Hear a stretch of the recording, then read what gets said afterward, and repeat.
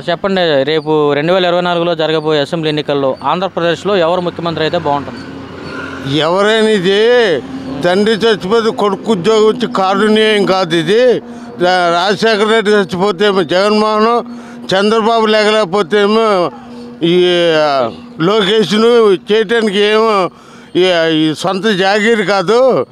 అయినా జగన్మోహన్ రెడ్డి ప్రభుత్వంలో పంచాయతీ నిధులు రూపాయి రాల, వచ్చినట్టు వెనకలాగేసుకున్నాడు. పంచాయతీలో అభివృద్ధి ఏం లేదు.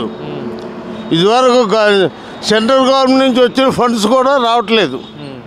అన్నది ఏంటంటే ఈ సప్లాన్ నిధులు మొత్తం చేశాడు. ₹1 సప్లాన్ నిధులు కిరణ్ కుమార్ రెడ్డి ఉండగా సప్లాన్ నిధులు ఎవరు దాన్ని యూజ్ చేయడానికి వీల్లేదు, ఎస్సీలు ఎస్టీలు అభివృద్ధి చెందుతాకే అన్నాడు. కానీ జగన్మోహన్ రెడ్డి వస్తే బాగుంటుందని మేమందరం బట్టలోడు తీసుకుని మేమేమో ఎలక్షన్లోనే ఇచ్చేసాము. ఆయన కన్ఫర్మ్ మీటింగ్ పెడతానంటే వెళ్తే వచ్చేటప్పుడు గ్యాదర్ పోసేసి నేను చచ్చి బతికాను. ఏముంది వాళ్ళు సంపాదించుకోవటానికి. మరి ఈ పరిణామంలో మరి రాష్ట్రానికి ఎవరు ముఖ్యమంత్రి అయితే బాగుంటుందని మీ అభిప్రాయం? నాకైతే ఎస్సీ ఎస్టీస్ ఎవరైనా అయితే బాగుంటుందని మా ఉద్దేశం. ఎంతసేపు దోసుకో అనేసి దాచుకోవటం వరకే. కానీ ఒకప్పుడు చంద్రబాబు అయ్యాలో ఇసుక 3500 అయితే ట్రాక్టర్ ఇంటికి వచ్చే ట్రాన్స్పోర్ట్కి. ఇప్పుడు ఎవడు సాధారణ పౌరుడు ఏం కడుతున్నాడు? ఇల్లు కట్టుకుంటున్నాడా? జగన్మోహన్ రెడ్డి ప్రభుత్వం ఇల్లు కట్టేస్తుంది. ఎక్కడ కట్టేస్తుందా బాబు? సెంటున్నారా? జగన్మోహన్ రెడ్డికి ఏమో 8 సెంట్లలోనేమో బాత్రూమ్లా. ఇది సెంటున్నర ఏముంటుంది? గేదం కట్టేసుకోలేదు, సైకిల్ ఎట్టుకోలేదు, మోటార్ సైకిల్ ఎట్టుకోలేదు. ప్రజలు మోసం చేస్తాం తప్ప ఈ రాజకీయ నాయకులు ఎవరో అభివృద్ధి చేయట్లేదు. పంచాయతీ నిధులు 4 సంవత్సరాలు ఈ పంచాయతీకి వచ్చే నిధులని చేశాడు. రాబోయే ఎన్నికల్లో మరి ఎవరిని కోరుకుంటున్నారు ప్రజలు అనేది? అది మనం చెప్పలేము, ఓట్లను బట్టి అవుతారు. వైఎస్ జగన్ గారు మళ్ళీ సార్ ఆయన వస్తే బాగుంటుంది. కాకపోతే ఆయన చేసే పని ఏంటంటే రైతు భరోసా అనేది రైతులు ఇబ్బంది పడకూడదు. వానాకాలమైనా ఏ కాలమైనా 365 రోజులు. అసెంబ్లీ ఎన్నికల్లో ఆంధ్రప్రదేశ్కి ఎవరు ముఖ్యమంత్రి అయితే బాగుంటుంది? మళ్ళీ జగన్ గారే. ఎందుకంటే మరి గత ప్రభుత్వాలు అయిపోయింది, వాళ్ళు చేసినవి లేదు. ఈయన చెప్పిన దానికన్నా ఎక్కువ చేశాడు. అది ప్లస్ అన్నమాట. చంద్రబాబు ఇస్తా అంటే తప్ప ఎవడో గెలిచేదాకా ఒక మాట, గెలిచిన తర్వాత మాట చెప్తారు ఆయన. అందుకని మాట ఇచ్చాడు, చేస్తున్నాడు. రైతులు అంటారా తప్పదు. ఏ ప్రభుత్వం వచ్చినా రైతులకు ఇబ్బందిగా ఉండదు కొంత. ఎందుకంటే వర్షాలు గట్రా ఏ టైం అవుతుందో అడిగి తెలియదు. దానికోసం కొంచెం ఇబ్బంది పడతారు. తప్పదు, ఇంకా ప్రభుత్వం నిందేయకూడదు. రైతు భరోసా ఇది చాలా వేస్తున్నాడు, కానీ సంచలనం అందట్లే అన్నదే. ఎందుకంటే ఆయన దగ్గరుండి చూడలేడు కదా. వాళ్ళకి ఏదో నిర్ణయం వాళ్ళు చూసుకుంటారు తప్ప ఆయన వచ్చి సంచలనం జగన్ వచ్చి ఆయన తిడతాం తప్పది. రైతులు కూడా అది అందిస్తున్నాడు, బాగా చూసుకుంటున్నాడు. నెక్స్ట్ వచ్చి కూడా జగన్ గారే. రాబోయే ఎన్నికల్లో ఆంధ్రప్రదేశ్కి ఎవరు ముఖ్యమంత్రి అయితే బాగుంటుంది? చంద్రబాబు నాయుడు అయితే బాగుంటాడు. చంద్రబాబు నాయుడు అంటే 40 సంవత్సరాలు సర్వీస్ చేశాడు. అతనికి రాజకీయం బాగా తెలుసు, పెద్ద వాళ్ళందరూ తెలుసు. ఆంధ్రప్రదేశ్కి ఏం చేయాలో కూడా తెలుసు. హైదరాబాద్ని ఒకప్పుడు డెవలప్ చేశాడు.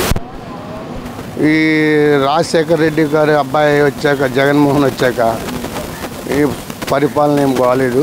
ఓ ప్రాజెక్టు కడతాం కానీ లేదు, ఆంధ్రప్రదేశ్కి ఏమి తెస్తామని కానీ ఏమీ సుఖం లేదు. ఏదో డ్వాక్రా మహిళలకి లేదా స్కూల్ పిల్లలకి అనేది ఒకటే, కానీ ఉద్యోగస్తులకు కూడా సరైన జీతాలు కూడా ఒక్కొక్కటి ఆపేసిన కొన్ని రోజులు ఉన్నాయి. దానివల్ల చెప్పండి వేస్ట్ అండి. ఇంకా అది అంటే ఇంకేం కాదు. రాబోయే ఎన్నికల్లో ఆంధ్రప్రదేశ్కి ఎవరు సీఎం అయితే బాగుంటుంది? పవన్ కళ్యాణ్. పవన్ కళ్యాణ్ వల్ల ఎటువంటి అభివృద్ధి జరుగుతుందని నమ్ముతున్నారు? ఆయన ప్రతిదీ చదువుకున్న వాళ్ళకి, ఉద్యోగస్తులకి చాలా చేస్తామని చెప్పారు.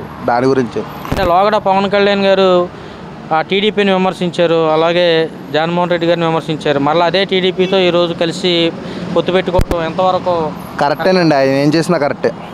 ఆయన ప్రజలకు మంచి చేయాలనుకుంటున్నాడు. ఆయన ఏం చేసినా కరెక్టే.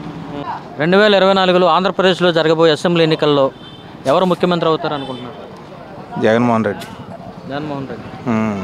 ఆయన ఏదైనా లేబర్కి మంచి పథకాలు ఇచ్చారు. రైతు భరోసా, అలాగే అమ్మ ఒడి,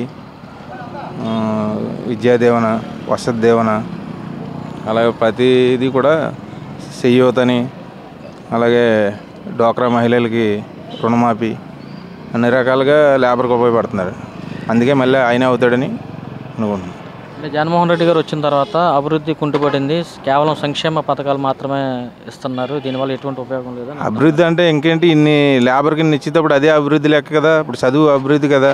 అంటే చదువుకున్నటువంటి విద్యార్థులకి ఉద్యోగ అవకాశాలు లేవు అంటే మన రాష్ట్రం విడిపోవడం వల్ల ఇంతకుముందు 5 సంవత్సరాలు చేసాడు, అతను కూడా ఏం చేయలేదు. ఇప్పుడు ఇతను జనాలకి అంతకుముందు చేయలేదు, జనాలకి లేబర్కి ఏమీ పెట్టలేదు. ఇప్పుడు ఈయనైతే కనీసం లేబర్కి ఏదో ఒక విధంగా లబ్ధి చేస్తున్నాడు. ఆ రకంగా ఇప్పుడు ఎందుకంటే ఇంకేంటి, సచివాలయాలు కట్టాడు, రైతు ఆర్బికేలు కట్టాడు, హెల్త్ క్లినిక్లు కట్టాడు. ఏ గ్రామంలో ఆ గ్రామంలోనే జరుగుతున్నాయి అన్నీను. అంతకుముందు ఏంటి, మన మండలానికి వెళ్ళాలి. ఇప్పుడు మన గ్రామంలో చిన్న గ్రామం ఉంటే చిన్న గ్రామంలోనే అక్కడ పరిష్కారం అయిపోతుంది.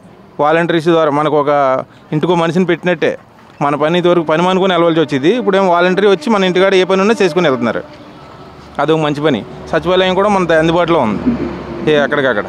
ఇదివరకు ఏదైనా చేయాలంటే మన లేబర్లో ఒక రోజు పని మాని వెళ్ళవలసి వచ్చేది. ఇప్పుడు అదేం లేదు. మనం ఏం అవసరమైనా సరే వచ్చి ఏం కావాలమని ఆ వాలంటీర్ అడుగుతున్నాడు.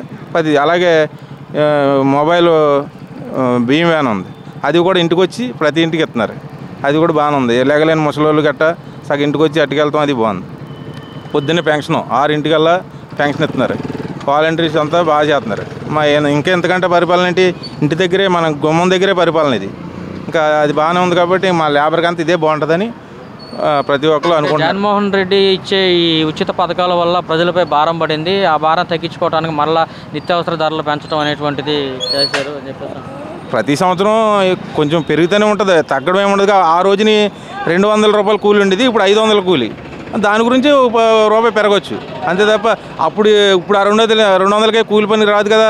500 తీసుకుంటున్నాడు, రూపాయి పెరుగుద్ది. ఎప్పుడుదప్పుడే దాని గురించి ఏముంటుంది.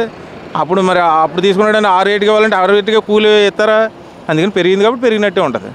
వచ్చే అసెంబ్లీ ఎన్నికల్లో ఆంధ్రప్రదేశ్కి ఎవరు సీఎం అయితే బాగుంటుంది? ఈసారి కూడా జగన్ వస్తే ఇంకా రాష్ట్రాన్ని నమ్మేస్తాడండి. ఇంకా రాష్ట్రం ఉండదు. ఇంకా మామూలు ఉద్యోగాలు ఏం లేదు. మామూలుగా మనం కూడా వేరే రాష్ట్రాలకు వెళ్ళిపోవాల్సిందే.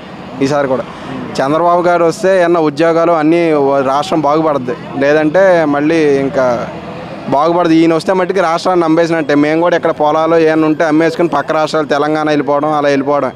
ఈయన ఉంటే మట్టికి ఉద్యోగాలు లేవు. నేను డిగ్రీ చేశాను, నాలాంటి వాళ్ళు మా బ్యాచ్లో ఒక్కడికి ఉద్యోగం లేదు.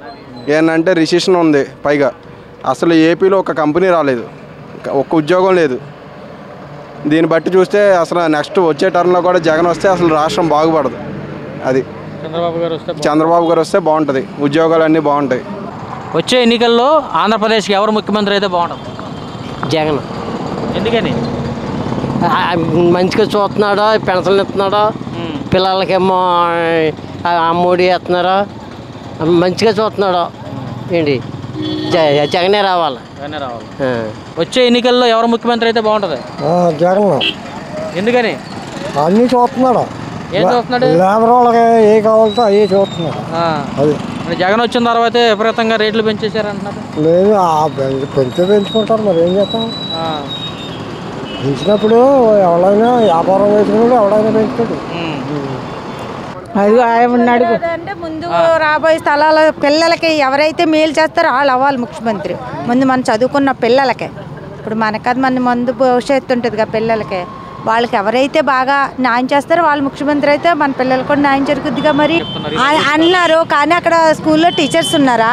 సరైన టీచర్స్ ఏది స్కూల్లో అయితే ఉన్న టీచర్స్ లేరు కదా. మరి సరైన టీచర్స్ ఉంటే పిల్లలు ఎవరైనా సరే సరిగ్గా చదువుకుంటారు. ఎడ్యుకేషన్ పరంగా ఎవరు బాగా పిల్లలకి చేస్తే వాళ్ళకి ఓటేద్దామని మేము కూడా అనుకుంటాం.